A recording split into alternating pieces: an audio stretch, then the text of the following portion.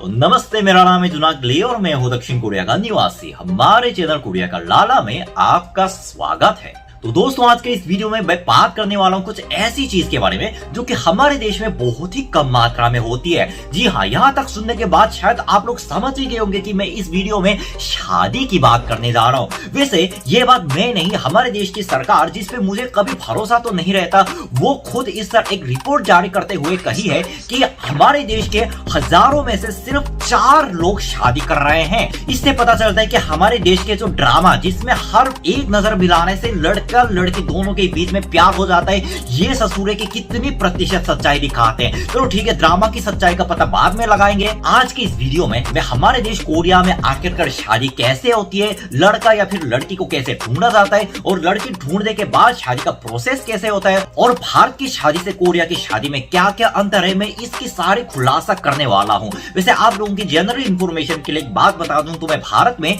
UP और ओडिशा, इन दोनों राज्यों की शादी अटेंड कर चुका हूँ। मुझे बिहार की शादी में अटेंड करना है, जो कि भारत के सबसे मजेदार फराटेदार शादी मानी जाती है। कोई बिहार से है और जिसकी शादी होने का प्लान है, वो प्लीज मुझे कमेंट सेक्शन में बता देना। तो आओ यार, हमेशा की तरह दोनों देशों के अंतर को समझाने की कोशिश करते हैं और शुरू करते हैं बिना किसी दुल्हन के।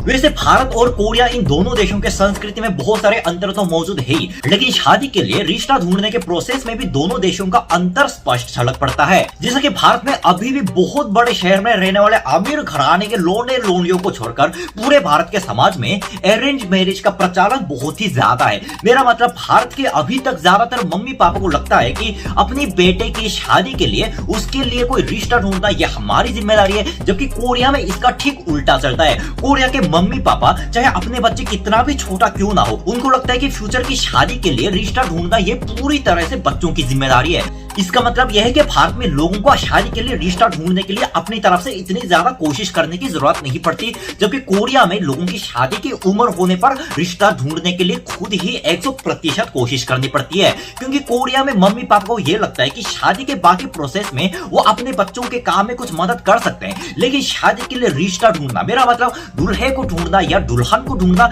ये संपूर्ण तरीके से हमारी संतान की जिम्मेदारी है। और इस बात में मम्मी पापा का हाथ बटाना ये हमारे समाज में अच्छा नहीं माना जाता है। इसलिए कोरिया के लोग उनकी शादी करने वाली उम्र होने पर अपनी चारों तरफ या फिर अपने दोस्तों का भी इस्तेमाल करके अपनी शादी के लिए रिश्ता ढूंढने लग जाते हैं, क्योंकि उनको भी पता है कि शादी की बाकी तैयारियों में मेरी मम्मी पापा मेरी मदद कर सकते हैं, लेकिन दुल्हन को ढूंढने के मामले में मेरी मम्मी पापा मेरी दूर दूर तक किसी भी तरह की मदद बिल्कुल नहीं कर सकते। कोरिया में आमतौर पर लोग रिश्ता अपने काम करने वाले कर्मस्थल पे या फिर जीवनसाथी.com जैसा वेबसाइट कोरिया में भी मौजूद है, या फिर उसी वेबसाइट का साइट लेते हैं, या अपने दोस्तों के मदद से भी उसके फ्रेंड सर्कल में ऐसे लड़का या फिर लड़की को ढूंढने की कोशिश करते हैं जिनके अभी तक शादी ना हुई हो, लेकिन जिनके पास पहले से अपना लोंडा या लोंडिया फिक्स्ड है, उनको तो कोई चिंता करने की जरूरत ही नहीं पड़ती, क्योंकि उनकी उम्र होने पर उन दोनों की शादी तो वैसे ही हो जानी है। और कोरिया में शादी के लिए अपना रिश्ता सक्सेसफुली ढूंढने के बाद ही उस रिश्ते को हमारी मम्मी पापा से मिलवाया जाता है, जबकि भारत में ठीक इससे उल्टा चलता है। चलो, रिश्ता ढूंढने तक तो हो गया, और अब बात करते हैं शादी के प्रोसेस और शादी करने के तरीके के बारे में। वैसे ये बात इंडिया और कोरिया दोनों देशों में ही सेम है कि एक शादी की तैयारी करने के लिए उनके दो परिवार को पूरा 1 साल का टाइम लग जाता है। भारत में आमतौर पर शादी के लिए ऐसे मंडप को चुना जाता है जो कि एकदम खुले मैदान के बीचों बीच मौजूद हो, और उसके साथ परिवार के रिश्तेदार भी शादी में हाथ बटाते हैं, जबकि कोरिया में इसका ठीक उल्टा चलता है।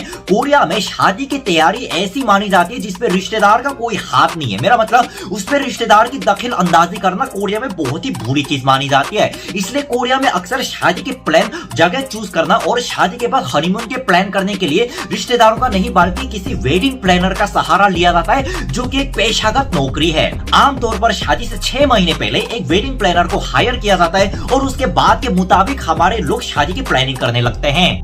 लेकिन वेडिंग प्लानर को हायर करने के अलावा बाकी सारी तैयारियां जैसे भारत में होती है, ठीक वैसे ही कोरिया में भी होती है। जैसे दुल्हन के लिए वेडिंग ड्रेस चुनना, दूल्हे के लिए एक अच्छा सा सलवार या फिर सूट खरीदना, उसके बाद वेडिंग कार्ड छपवाना और फिर अपने रिश्तेदार और दूर दूर के दोस्तों तक ये खबर पहुंचाना, ये सारी तैयारी भारत में जैसे ही होती है, ठीक कोरिया में भी वैसे ही होती है। इस तरह शादी की प्लानिंग भी खत्म हो गई, और अब वो दिन आ चुका है जिसका दूल्हा और दुल्हन और दोनों परिवारों को सदियों से इंतजार था। अब बात करते हैं शादी वाले दिन और फिर शादी के तरीके के बारे में। जैसे कि भारत में कई शादियां बाहर मौजूद खुले मैदान में होने के कारण ऑफ कोर्स बड़े शहरों को छोड़ के शादी शुरू होने से पहले भारत की लंबा परेड शुरू हो जाता है, जिसमें लोग दारू पी के पागल होके नाचते हैं और बहुत ही जोर से गाना बजता है। मैं तो कहता हूँ कि भारत में शादी के जो मेन अट्रैक्शन है उससे ज्यादा मजेदार चीज ये भारत का परेड है। मैं ये बात दावे के साथ कह सकता हूँ। लेकिन कोरिया में ज्यादातर शादियां बाहर न होकर वेडिंग हॉल के अंदर होने के कारण इस तरह के भारत का परेड तो बिल्कुल कतई देखने को नहीं मिलता। और कोरिया की संस्कृति में नाचने को थोड़ा अच्छा नहीं माना जाता है, इसलिए शादी वाले दिन जैसे भारत के लोग गोली फायरिंग करके पागल होकर नाचते हैं, ऐसी बातें कोरिया में कतई देखने को नहीं मिलती। इंडिया की शादी में भारत की परेड से शुरू करके 7 फेरा लगाना और रिसेप्शन पार्टी समाप्त होने तक पूरे 3-4 दिन तक एक शादी लगातार चलती रहती है, जबकि कोरिया की हर शादी सिर्फ 4 घंटे के अंदर खत्म होती है। इसलिए जब मैं अपने दोस्तों को बोलूं कि भारत में मैंने यूपी में 3 दिन की शादी देखी है, तो उनको यह बात समझ में नहीं आती कि भाई दुनिया की कौन सी शादी है जो 3 दिन तक चलती है। अब कोरिया की शादी का प्रोसेस कैसे होता है मैं थोड़ा छोटे में समझाता हूँ। शादी वाले दिन दूल्हा और दुल्हन दोनों की तरफ से जो वेडिंग हॉल बुक किया गया है उसमें दूल्हा दुल्हन के परिवार और उन दोनों के दोस्त सबसे पहले इकट्ठे होते हैं। शादी का समय होने पर दूल्हा और दुल्हन इन दोनों जोड़ियों को मंच पे बुलाया जाता है और दोनों का परेड शुरू हो जाता है, जो कि 10 सेकंड में खत्म हो जाता है। और मंच पर जो फादर खड़े रहते हैं उनके आधे घंटे तक एक भाषण चलता है, जिसमें दूल्हा और दुल्हन को ये शपथ लेनी पड़ती है कि मैं जिंदगी भर इसको छोड़ के कहीं नहीं जाऊंगा और मैं इसके खिलाफ कोई बेवफाई नहीं करूंगा। इस तरह के भाषण खत्म होने के बाद दूल्हा और दुल्हन इन दोनों पक्षों के मम्मी पापा आपस में नमस्कार करते हैं। उसके बाद फोटो सेशन शुरू होता है, जिसमें दुल्हन के हाथ में एक फूल का गुच्छा दिया जाता है और फोटो सेशन खत्म होने के बाद दुल्हन उस गुच्छे को अपने से एकदम ऊंचाई में फेंक देती है,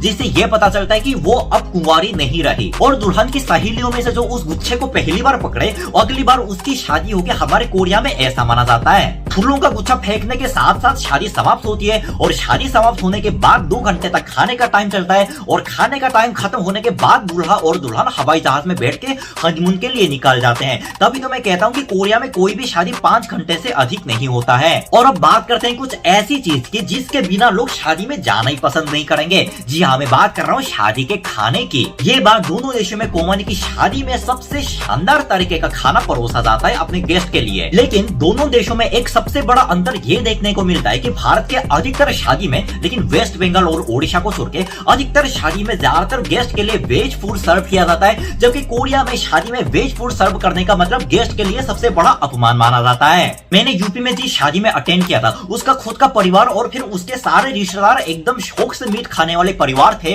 लेकिन उसके बावजूद भी उनकी शादी में एक भी नॉनवेज का आइटम नहीं रखा गया था। उनसे वजह पूछने पर यह बात पता चली कि हो सकता है कि शादी में आने वाले कुछ गेस्ट वेजिटेरियन हो, जबकि कोरिया में ऐसी बातें कतई देखने को नहीं मिलती।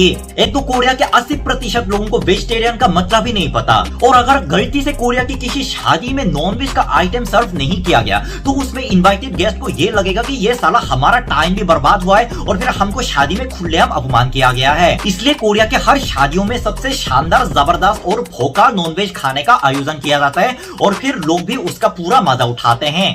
तो बस यार, आज के वीडियो में इतना ही। आज मैंने पहली बार कुछ ऐसी चीज की बात की जो कि अपनी लाइफ में ना कभी हो सकती है और उसके होने की संभावना भी ना के बराबर है, क्योंकि आजकल जैसे आप लोगों को तो पता ही है कि हमारे देश के मम्मी पापा खुद अपने बच्चों को शादी करने से मना करते हैं। तो बस मैं वापस आऊंगा और मजेदार वीडियो के साथ। तब तक सावधान रहो, सुरक्षित रहो और केडी मिनाटी भाई का वीडियो देखो। जय हिंद के साथ जय साउथ कोरिया।